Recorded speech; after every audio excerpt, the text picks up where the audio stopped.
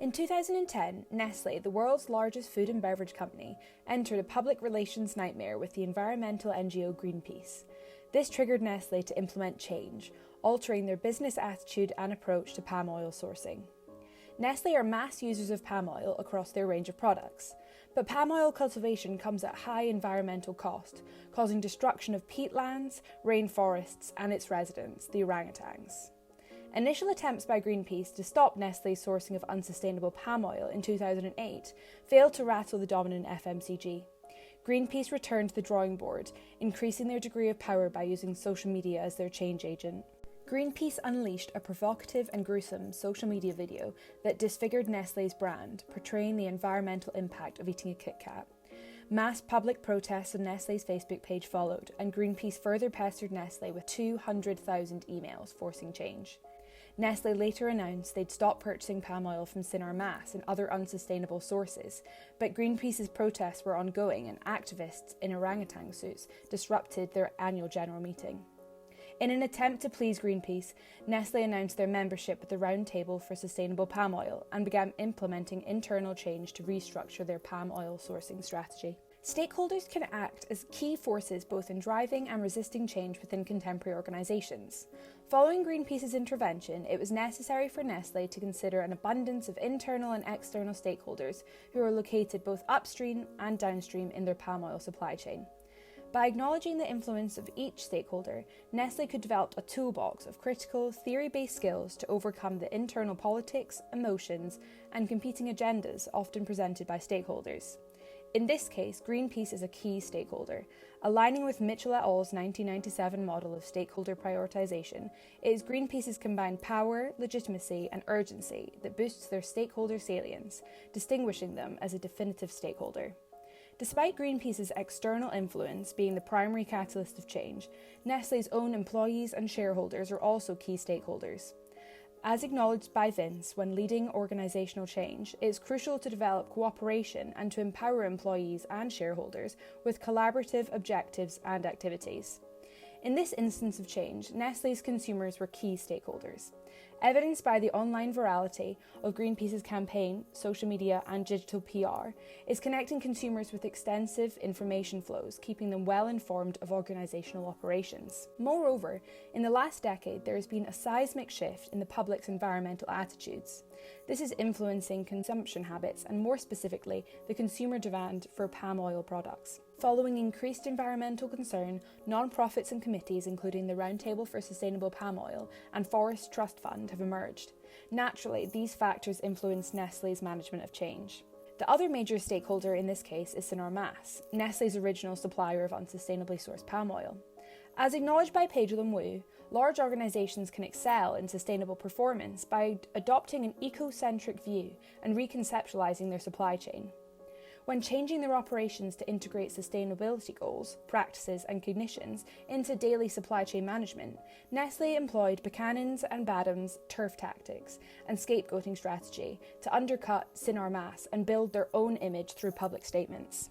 Through application of 3 key theories, we will explore and critically evaluate Nestlé's change journey.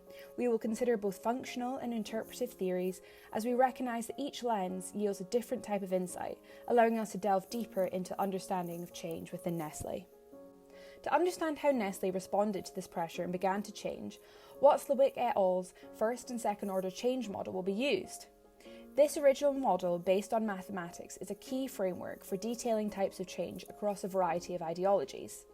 To apply this model effectively, an awareness of cognitive schema is needed to see the difference between both types of change. Cognitive science believes the events that occur do not dictate the meaning we experience, rather the individual understanding of these events gives us meaning. Schemata are created through the communication of myths, stories, and metaphors. They explain how individuals and organisations understand events and see the world through an established organisational framework. So it's important that change agents understand schemata when implementing change. First-order changes are gradual changes made by an organisation within an established framework, or schemata. These are usually associated with efficiency, reinforcing existing operations and present understandings. Second-order changes are modifications to the schema itself. Old ways of thinking are replaced by new ways of understanding. These models are more radical than first-order changes. Both first and second-order change can be seen in relation to Nestlé's issue of sourcing sustainable palm oil. Before Greenpeace's 2010 campaign, Nestlé had ignored previous calls to action from Greenpeace and other activist organisations.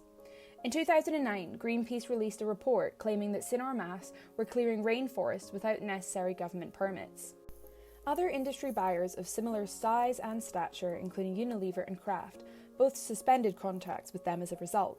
However, Nestlé, guided by their schema, stuck to the status quo and remained profit-focused. Making no immediate action or radical moves, Nestlé showed first-order change. They made small changes and conducted independent investigations to appear vigilant and fair. Bartunek and Mock argue that for another schema to be introduced within second-order change, a crisis must occur to unfreeze the old schema. In this case, Greenpeace's impactful social media campaign can be seen as the crisis and catalyst needed to drive real change within Nestlé. For second-order change to occur, the crisis must be in relation to the present schema.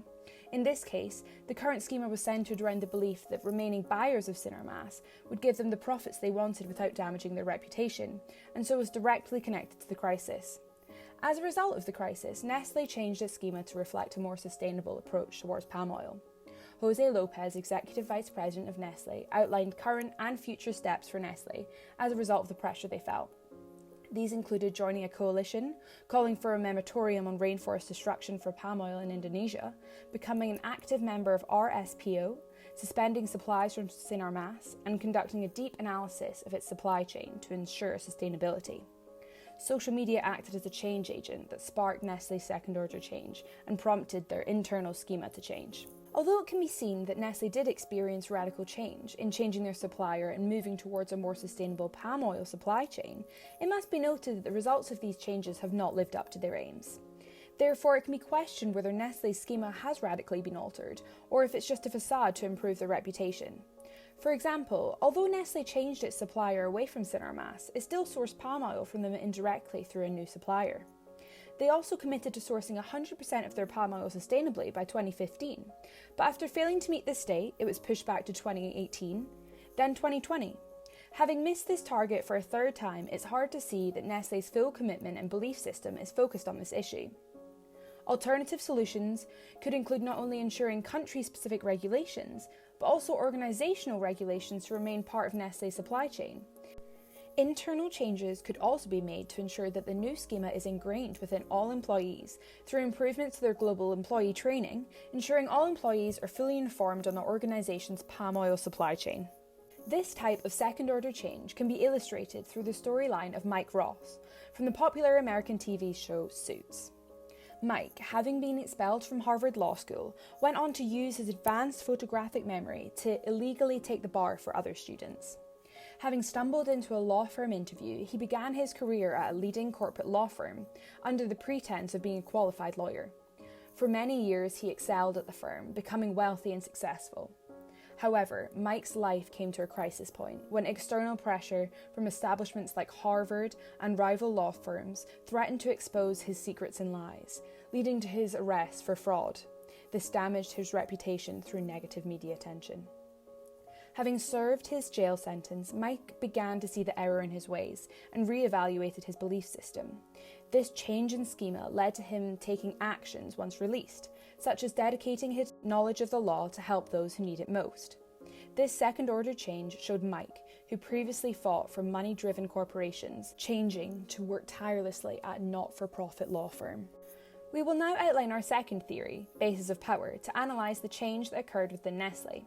Power is defined as the ability to direct or influence the behaviour of others or a course of events. French and Raven in 1959 outlined 5 bases of power. The first base, coercive power, refers to the removal of incentives through punishment, such as demotion, termination, or undesirable work assignments. Secondly, reward power arises when one has the ability to grant desirable rewards or remove negative outcomes.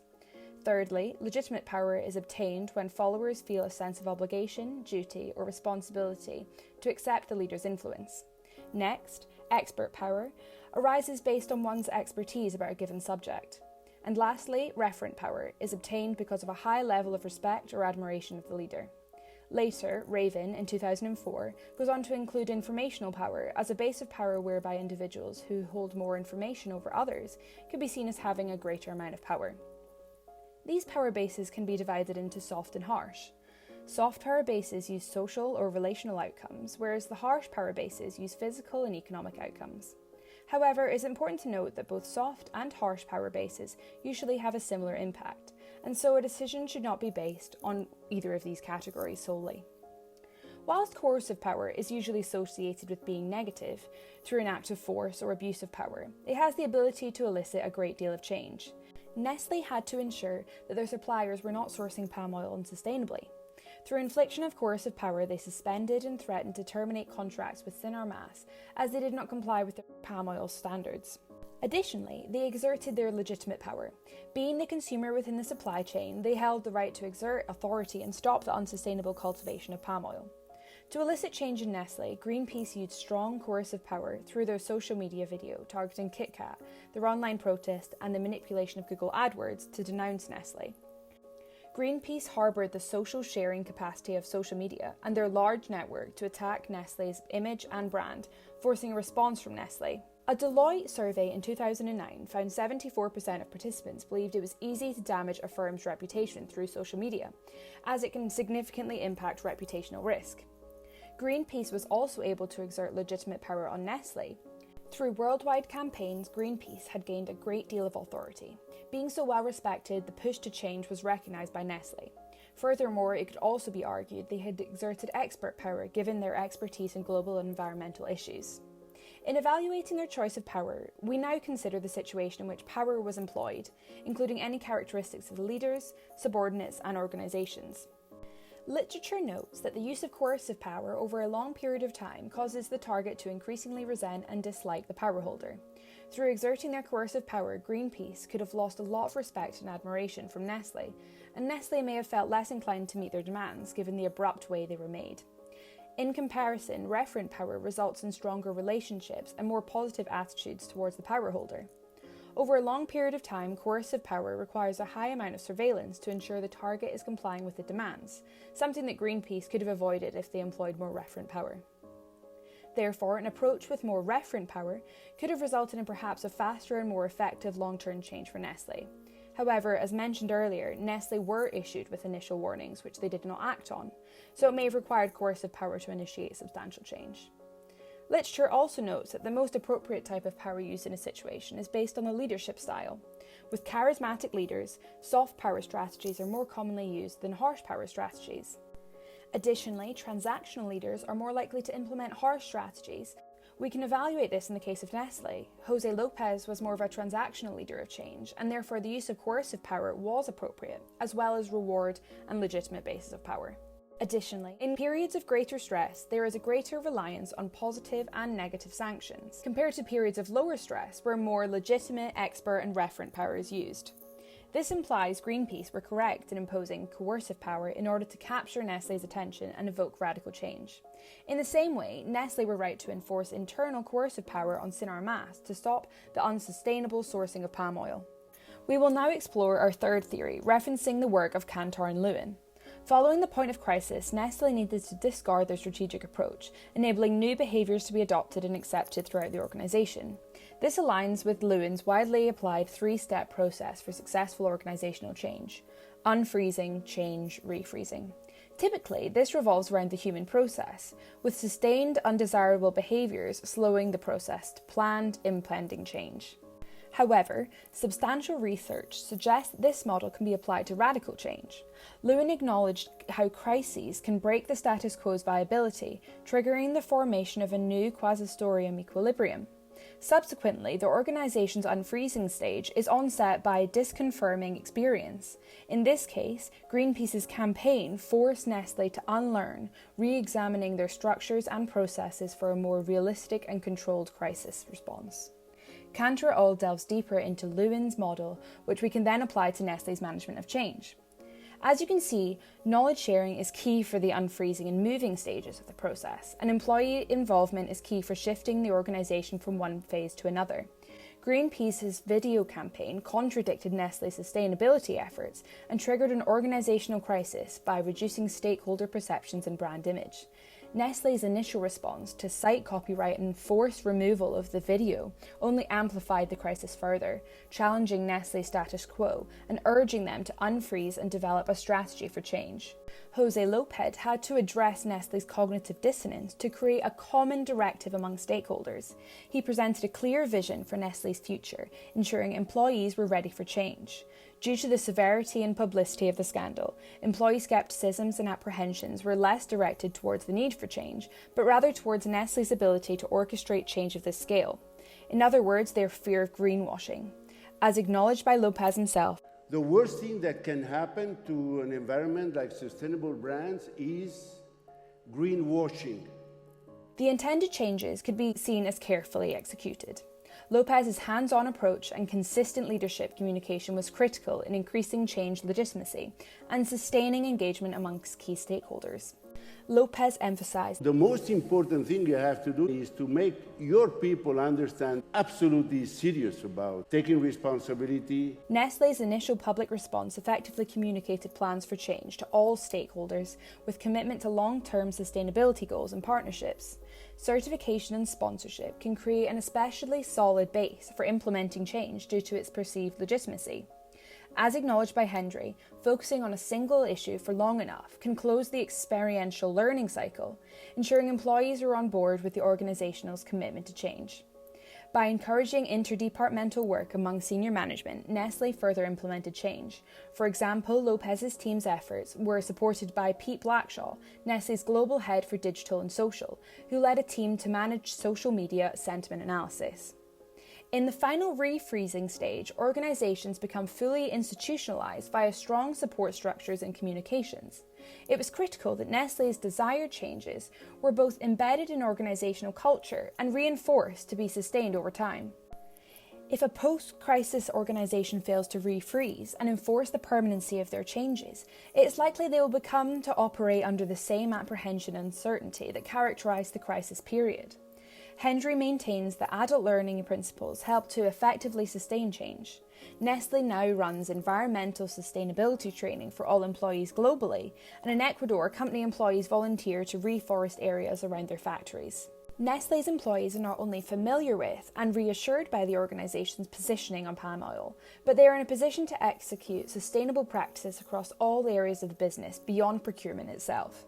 Since 2010, Nestlé has also worked to integrate the sustainability of palm oil sourcing into their wider environmental strategy via their responsible sourcing standards, further institutionalising the change. Nestlé's head of operations said, "Fighting against deforestation is part of our DNA, and it's part of every employee's DNA." Arguably, Nestlé should have recognised the need for change earlier than they did. The externally generated pressure led Nestlé to have a reactive response, forcing them to act from a problem-solving position with greater uncertainty, reduced control and greater disruption.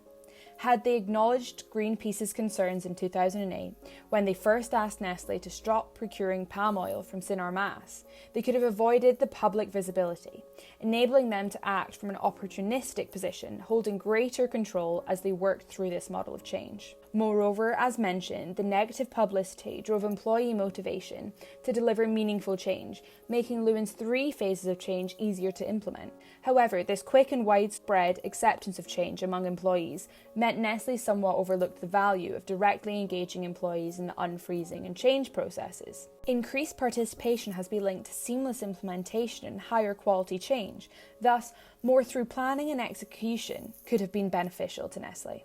It is also important to note that Nestlé's commitment to change continues to be publicly criticised.